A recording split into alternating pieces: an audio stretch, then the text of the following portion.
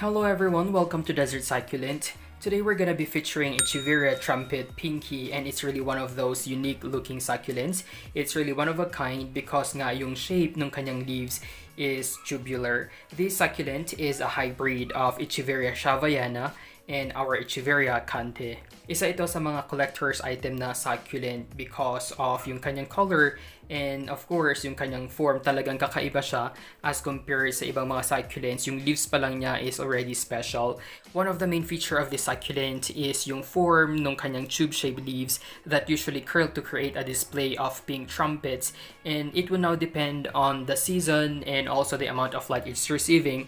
What I have here is in the color of grayish blue, and yung kanyang pinaka-leaf na margins, which I'm referring to the tips nung kanyang pinaka-trumpet, is pinkish. But I've also seen some trumpet pinky na talagang completely pink lang siya, completely purple, and at the same time sometimes just all white lang siya. It will now depend on the season and temperature. Napaka-unique din nung kanyang flower kasi once nagkaroon ito ng flower, it would look exactly as the trumpet. Ganyan yung kanyang flowers, hindi talaga siya bell-shaped as compared with other Echeverias. It would appear to be this color as well.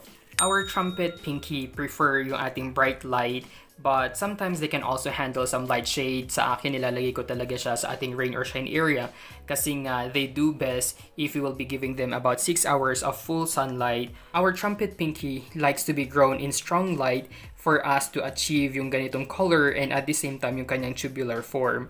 If for example nakalagay yung inyong succulent sa isang shaded area and you decided to move it into a brighter location, you have to water them first before moving, and at the same time it's best nga if you will be moving it on a cloudy day. Hindi yung for example tirik na tirik yung araw, then you would suddenly introduce it to the full sun. So you have to do it gradually for us to avoid yung ating leaf burns.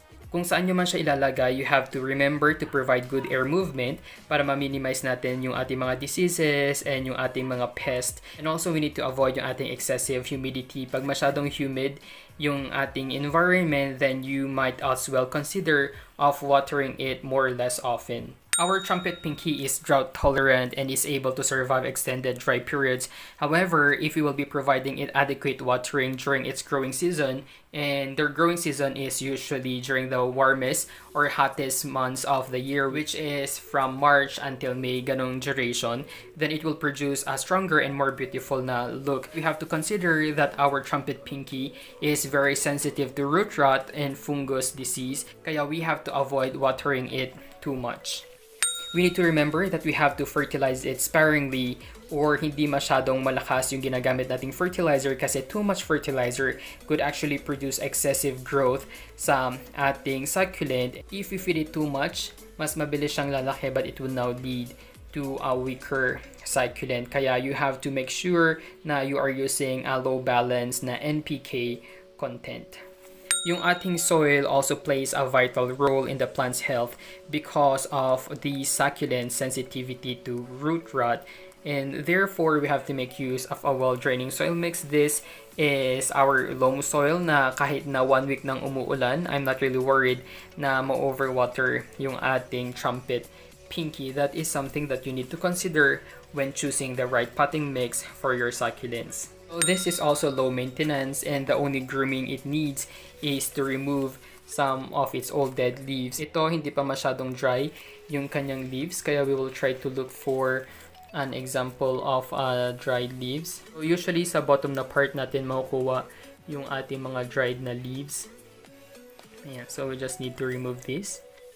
You can also add some plant stand para ma-stabilize natin yung kanyang growth, and you would also notice na hindi lahat ng kanyang leaves would be tubular. Yung iba are open, like for example this one, naka-open siya, hindi talaga siya nag-form na maging tubular, including this one, and that's pretty normal. Hindi talaga 100% na magiging ganito yung inyong mga succulents, and if you will be looking at it pala, ganyan yung kanyang itsura sa loob. Medyo malalim siya kaya mabilis mag-collect yung ating water here, and that is something that you need to remove pag nadidiligan siya. This can be propagated through their leaves, through stem cuttings, or separation ng kanyang offsets. Let's try to propagate one of its leaves. Ayan. Ganyan ang kanyang kakalabasan. Let's try to propagate one more leaves.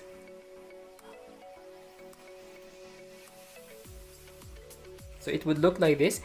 Medyo pinkish pa siya. We will just air dry this and wait na magka-root siya and magkaroon ng offset. Doon tayo banda nagtanggal ng kanyang leaves. We also have some offsets na tumutubo doon. Maliliit pa lang siya and we can also separate them pag lumaki na. We have this one.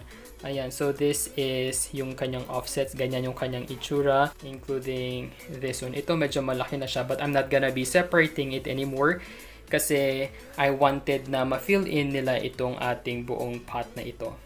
Other than the root rot, which is a very serious na problem nitong succulent na to, yung ating mga mealybugs can get in the rosettes or attack the roots. We also need to watch out for aphids since gustong-gusto nila yung ating mga Echeverias. And that's all for our trumpet pinky. Thank you guys for watching. Don't forget to like and subscribe to our YouTube channel. You may also visit our Facebook page at Desert Succulent PH.